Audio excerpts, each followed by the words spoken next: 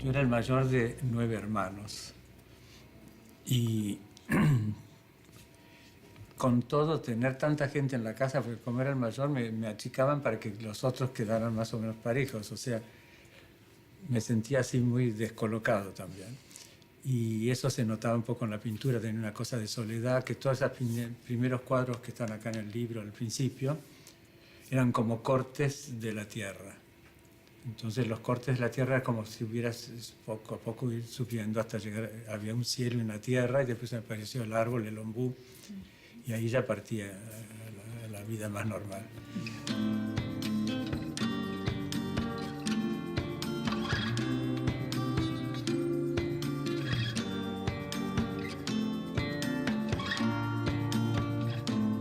Este tema primero era completamente onírico, una cosa rarísima, eran cielos y tierras y cosas que no se veía lo que eran. Pero después, para entrar en la modernidad, me metí con los colectivos, me metí ya con la cosa pop, las familias. Me gané una beca a Francia por un año y me quedé 15 en total, digo, entre idas y vueltas y qué sé yo. Y bueno, fue ahí donde realicé muchas de esas primeras cosas que las llevé a Francia y las expuse. Yo llego a París en ese momento con telas de Buenos Aires, hacia arriba de un autito diminuto, así, 2 caballos, no sé. Y estaba Restany esperándome, qué sé yo. Mostré mis cosas, las galerías iban diciendo no, a la de al lado, a la de al lado, a la de al lado. Yo me recorrí todo eso.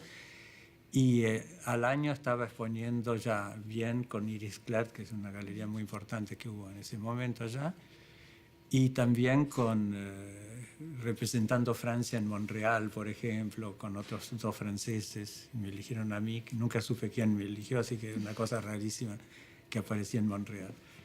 Y bueno, y ahí me fui introduciendo y como fueron saliendo bien las cosas, me fui quedando.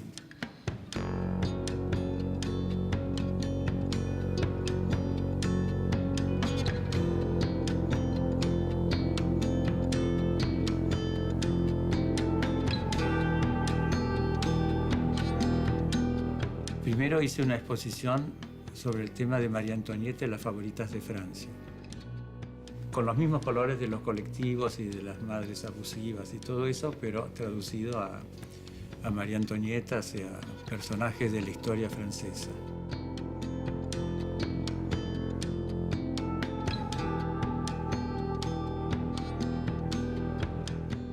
Y el próximo paso que quise dar, dije, bueno, porque me divirtió mucho armar una María Antonieta jugando a la pastora, entonces tenía corderitos y animalitos y no sé qué. Entonces empecé con ese tema, pero recortado en acrílico. Entonces iba cortando los acrílicos, los trabajaba y que hay toda una serie de pop con acrílico. Y cuando se expuso eso, dijimos, yo pensé cómo hago el salto más importante, que es cómo se sigue adelante después de los acrílicos.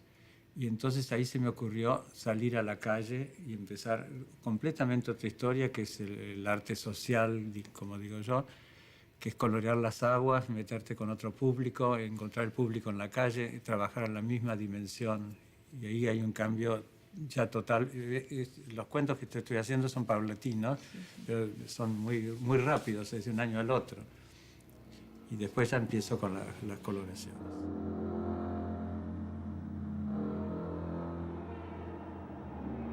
Y en el 68 era el Mayo francés. ¿Cómo era ese entorno políticamente? El Mayo francés fue muy genial porque yo estaba inaugurando ese día la exposición y se llenó de gente y no se iban y no se iban, no se iban más. Y habían 1000 personas, una cosa enorme. Y cuando salen a la calle estaban todos los gases lacrimógenos que estaban empezando esa misma noche. Así que se encontraron con un contraste muy grande. Y todo el mundo rajó a sus casas y nosotros tuvimos que a los 2 días cerrar la exposición porque era un peligro tenerla abierta. Estaban todas las manifestaciones en la calle. Pero gracias a estar ahí pude verlo, pude trabajar también con ellos, porque hubo momentos que hubo serigrafías comunitarias, cosas que se hicieron entre 4 artistas, cada uno un pedazo de la serigrafía. Bueno, todo eso fue historia en ese momento. Y después la frase más linda, la imaginación al poder, que a mí me gustaba mucho. Y bueno, y de ahí partí a Venecia y entonces ya esto se hizo un estudio bastante fuerte para encontrar el color, porque yo no tenía el color en vista. Y es de lo que más tardé. Después lo probé cuando apareció, que era un producto que se usa para los ojos, para hacer fondo de ojo. Cuando lo probé en el Sena, a la salida de París, no en el centro de París, era tal la mancha y el colorido y la cosa que dije, es impresionante, no es tóxico, se usa para la córnea, para ponerlo en la córnea. Y decidís hacerlo vos, no con otras personas. O sea, vos... No, yo solo. Se me ocurrió y lo quise desarrollar y hacer. Y Venecia salió bien, porque salió 3 kilómetros del Gran Canal. Hubo que estudiar las corrientes, todo, la profundidad del agua, cómo entraba, porque eso es mar, el mar está muy cerca y entra dentro de Venecia y ese día le tocaba 8 de la mañana. Así que hubo que levantar a Restanía a las 8 de la mañana, que vino así tambaleando, pero vino feliz y pudo documentar todo. Y las primeras fotos que salieron la publicó en Domus, en su revista. Después, esto fue en el año 68, los 3 kilómetros de Gran Canal. Se planeó para la próxima Bienal de Venecia, o sea que era del 70, volver a colorear el agua de Venecia, agregándole coloración en 2 continentes. Se hizo un cuadrilátero conceptual que era hidrocromía intercontinental, se llamó, en el año 70. Y después de eso se planeé hacer otras coloraciones. Salieron todos de golpe, así como a medida que yo iba yendo a distintos lugares, siempre había un agua, era en defensa de las aguas que dejaran de ser contaminadas, era como un himno a la limpieza del agua. ¿Y sentís que es un momento de inflexión en tu carrera el haber hecho esta obra? Sí, claro. Todo venía con más timidez, digamos, pero esto ya me tira directamente a comunicador, a meterme con el gran público, el público no especializado en arte.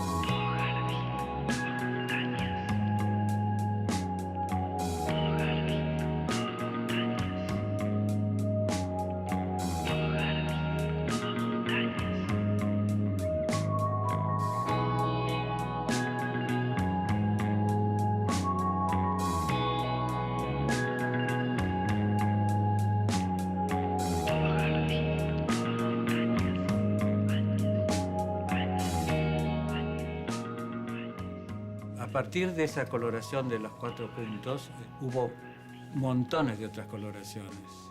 El 71, el 72, 73, 74, 75. Lo que más rescato de toda esa época era que empezó una comunicación completamente diferente con la gente, de mostrar en lugares no tradicionales, o sea, salir de la galería cerrada y entrar al espacio vital de la gente. Ellos participan, porque Venecia participan todos al pasar con el vaporetto por arriba, y se va armando el color. Estamos hablando de Pierre Restany, que te había nombrado como el hombre verde del sur. ¿Cómo fue eso? ¿Cómo fue tu relación con él? Restany es un personaje muy especial, es uno de los grandes críticos de Europa y de Francia. Para mí el más grande.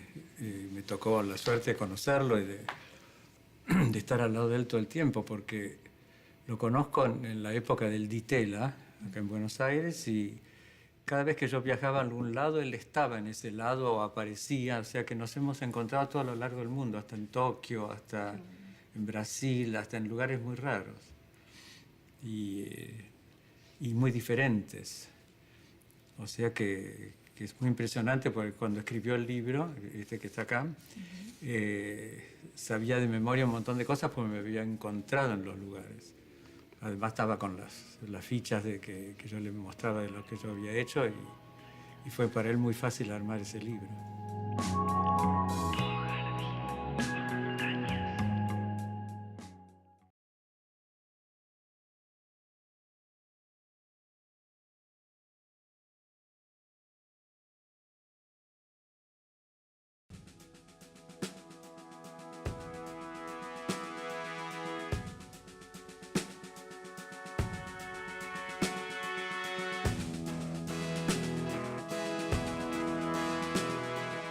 Y estas son la hidrocromía intercontinental, que empieza en New York, ahí, el East River, París con el Sena, Venecia la segunda vuelta, y abajo en la parte de acá del Río de la Plata, donde está la Ítalo.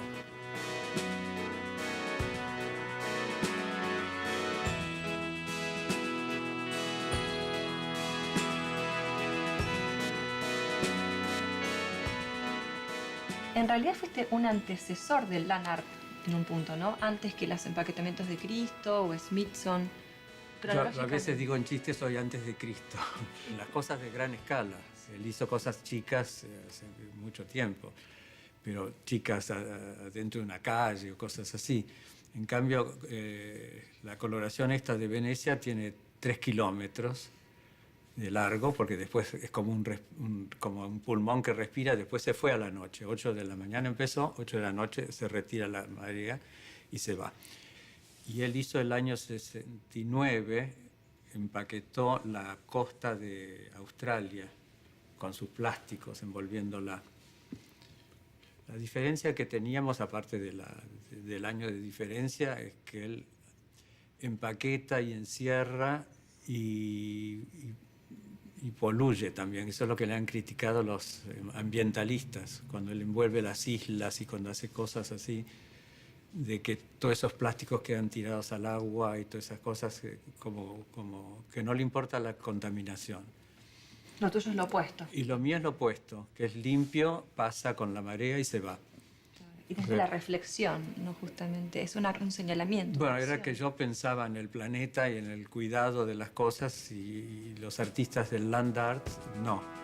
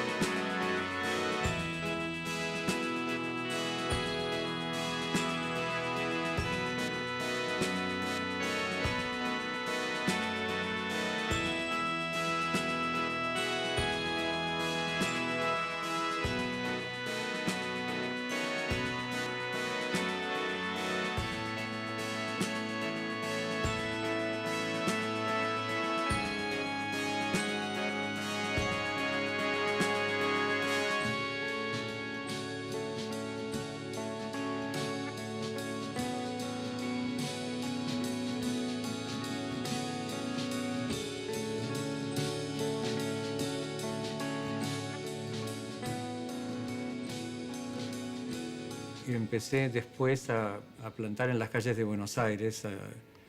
En un momento se hicieron, ya no me acuerdo, pero hubo una cosa enorme de plantación en todas las veredas. Donde faltaba un árbol se plantó, con parques y paseos. Y después la 9 de julio con árboles autóctonos se hizo durante 14 años. O sea, todos los 9 de julio se plantaba la 9 de julio. Se organizó con gente que viniera, María Elena Walsh o Marta Minujín, todos traían su planta, María Luisa Bember, pero a lo largo se fue plantando y plantando y plantando y ahora están muy grandes los árboles. Y se hizo de Constitución al Bajo, que también yo lo llamé el Río Verde que une el norte con el sur. Cuando yo empiezo con los mapas, que ese es otro tema, que es la cartografía, digamos, eso es bastante más político. Yo estoy en contra de la gente que parte el continente para sacar un pedacito de Argentina, un pedacito de Uruguay, un pedacito de Chile. Me gusta el continente unido. Entonces la idea era más bien unida por los ríos y por la vegetación, y no desunida por la mano del hombre. También el sur arriba, porque siempre está para abajo, y el sur en realidad... Un planeta que gira no tiene por qué estar siempre abajo. Es una idea que limita un poco el colonialismo con los lugares que nos avasallaron y nos pusieron siempre para abajo. Es muy interesante trabajar con la cartografía, me gusta mucho.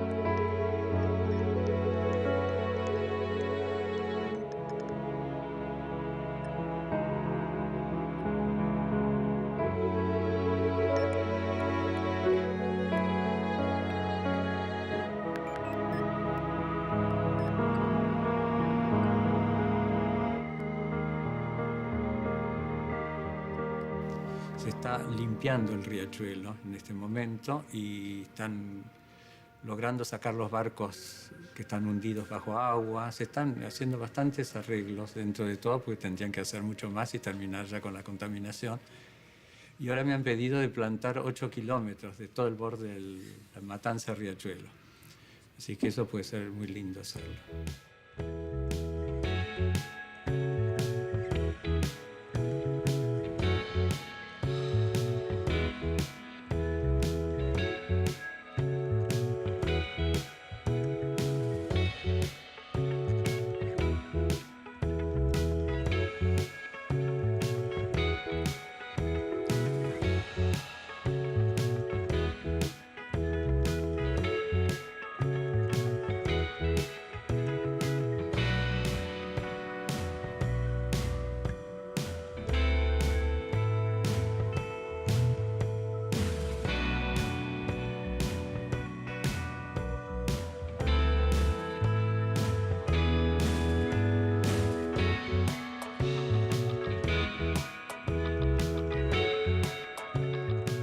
Lo del riachuelo están limpiando mucho más, están ocupándose mucho más, ya tienen también ataques de los jueces que tienen que pagar una multa si no se hace.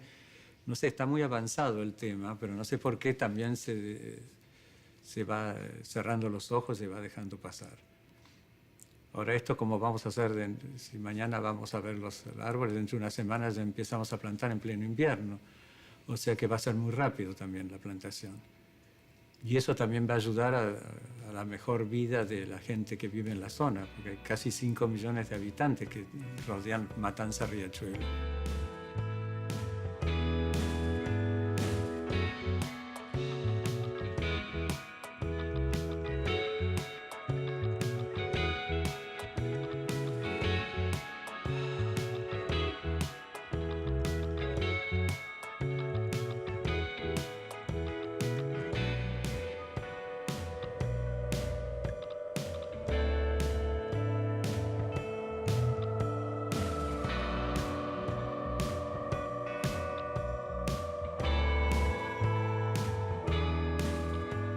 Hablando del poder, me acordé de la muestra en lo de Mamán, que eran Sí. muebles que también remitían a ética. Víctimas y victimarios, sí. Que esa exposición me gustó mucho hacerla, que están acá algunos de los muebles, que son muebles comunes y corrientes que se han hecho seriados así en gran escala en el mundo, digamos, y que si la madera tomara memoria, ponerle que la tome, se enverdece el mueble y quiere volver a ser árbol, volver al monte o volver al bosque, volver de donde salió.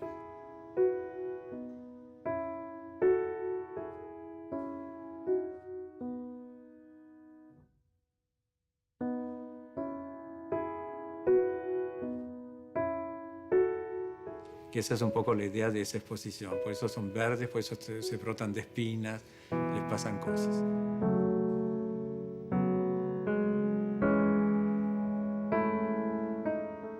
Hay una serie de tablas de lavar, como decir, laven la conciencia. Entonces está la silla del político corrupto, la silla del juez corrupto. Y tengo varias más por hacer más adelante. La exposición se cerró con la parte muebles, pero quedó abierta la parte corrupción porque no ha parado todavía.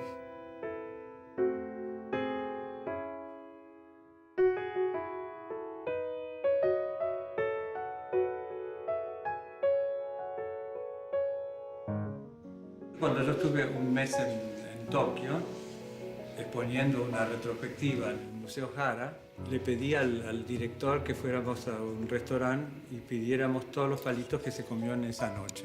Y trajeron una palangana con esto, así. Entonces yo los he petrificado con un poliéster, están duros, se envolvieron en un hilo y tiene un cartelito, una etiqueta que dice: comiendo cada día usted destruye un bosque. Toda mi obra parecería muy diferente una cosa que otra, que las cartas a los lectores, que las coloraciones de agua, que las plantaciones de árboles, que todo eso parece no tener que ver y sin embargo el hilo conductor de toda mi obra es el verde. es la ecología. O sea que la tengo muy clara, ya no se sale más, aunque hayan distintas formas de operar, responden a lo mismo. Por eso te decía esas frases tan lindas de Restany que dice en un cierto momento que todo tiene igual sentido de obra de arte, tanto que sea una o la otra.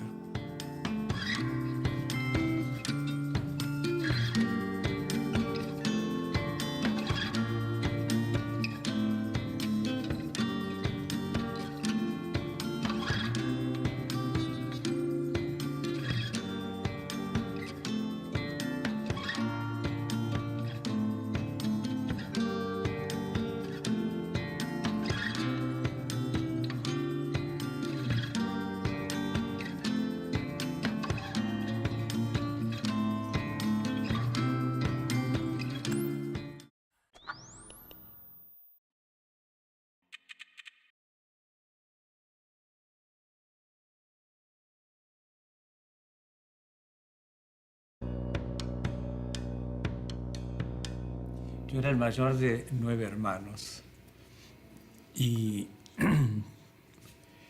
con todo tener tanta gente en la casa, porque como era el mayor me achicaban para que los otros quedaran más o menos parejos, o sea, me sentía así muy descolocado también. Y eso se notaba un poco en la pintura, tenía una cosa de soledad, que todos esos primeros cuadros que están acá en el libro al principio eran como cortes de la tierra. Entonces los cortes de la tierra era como si hubieras poco a poco ir subiendo hasta llegar, había un cielo y una tierra y después me apareció el árbol, el ombú, y ahí ya partía a la vida más normal.